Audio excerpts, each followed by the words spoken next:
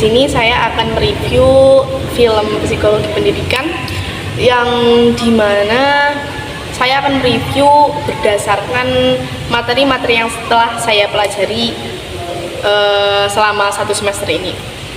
Dan sebelumnya saya akan menceritakan sedikit tentang apa yang ada di dalam film ini. Jadi itu film ini menceritakan guru yang sangat sabar menghadapi murid-muridnya. Nah, dari salah satu muridnya itu kan ada yang namanya itu Zhang Zijie. Nah, dia itu bener-bener anak tuh yang nggak bisa diem gitu, kayak pokoknya nggak bisa diem. Dia tuh kalau misal jalan tuh nggak bisa pelan, dia tuh selalu lari gitu. Nah, gara-gara Zhang Zijie ini anaknya tuh hiperaktif banget ya, sampai kayak ganggu teman-temannya saat belajar kan. Kayak waktu teman-temannya nulis, dia tuh malah kayak mainan meja gitu. Terus jadinya kan temen yang di depannya kan jadi kayak ngadu sama gurunya. Waktu dia mainan meja itu kan temennya yang di depannya itu kan jadi keganggu. Terus pernah juga waktu dia ngelempar bola, udah dibilangin sama gurunya kayak jangan lempar keras-keras, yang pelan-pelan aja, tapi dia malah ngelemparnya keras. Terus jadinya ngenain temennya gitu. Tapi setelah itu dia tuh kayak benturin kepalanya sendiri ke pohon gitu, kayak dia tuh kayak sadar gitu, kayak dia tahu dia salah, tapi itu dia nggak sengaja, dia pun nggak tahu kenapa dia itu ngelakuin kayak gitu. Dan ternyata dia itu Zhang Zijie ini ternyata di dalam keluarganya juga ada masalah. Nah, dimana tuh ayahnya itu membebankan semua masalah pengasuhan itu kepada ibunya, sehingga ibunya tuh kayak kewalahan gitu. Dalam film ini juga ada cuplikan waktu Zhang Zijie itu dimarahin sama ayahnya waktu gara-gara nggak mau pindah sekolah gitu. Ternyata tuh ayahnya juga keras, makanya mungkin dari itu jadinya Zhang Zijie ini jadi ikutan kayak bapaknya gitu, kayak sikapnya gitu kebawa sampai ke sekolahan. Oke, selanjutnya saya akan review film ini berdasarkan materi psikologi pendidikan yang telah saya pelajari di kuliah semester 1. Yang pertama adalah teori perkembangan Relevan.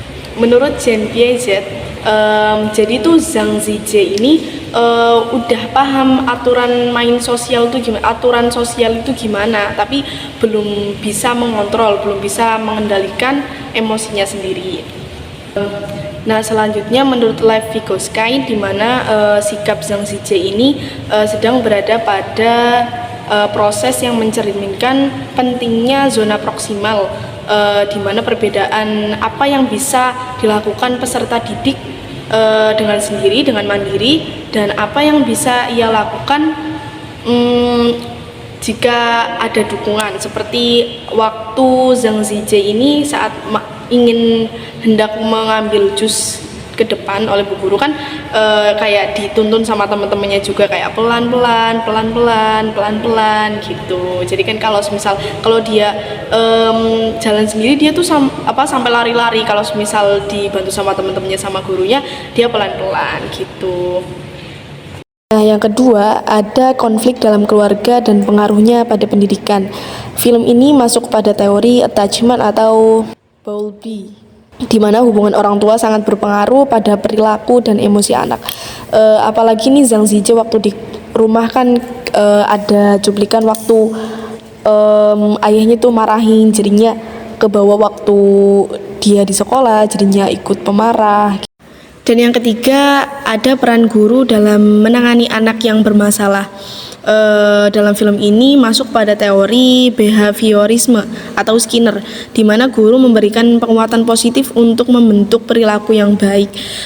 Di sini aku salut banget sih sama Guru Lin yang sabar banget nanganin Zhang Zijie ini.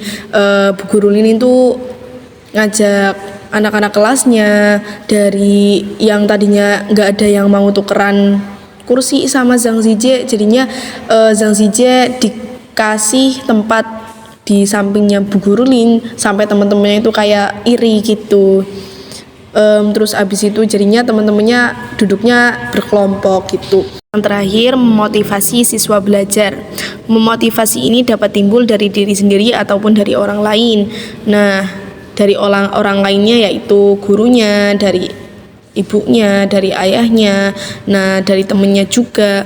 Zhang Zijie ini bisa berubah. Untuk masalah Zhang Zijie masuk dalam teori motivasi dan pembelajaran pembentukan diri, di mana guru dapat menentukan tujuan, menggunakan strategi yang tepat, dan mengontrol perilaku dan lingkungan. Di sini Bu Guru Lin menggunakan strategi yang tepat ya. Jadi beliau mengajak teman-temannya untuk mensupport Zhang Zijie, klarifikasi sama orang tuanya. Hal ini juga masuk dalam motivasi dan teori atribusi, bagaimana seseorang menginterpretasi suatu peristiwa, sebab atau alasan perilakunya, juga menjelaskan sebab perilaku disebabkan oleh faktor internal atau eksternal. Terima kasih.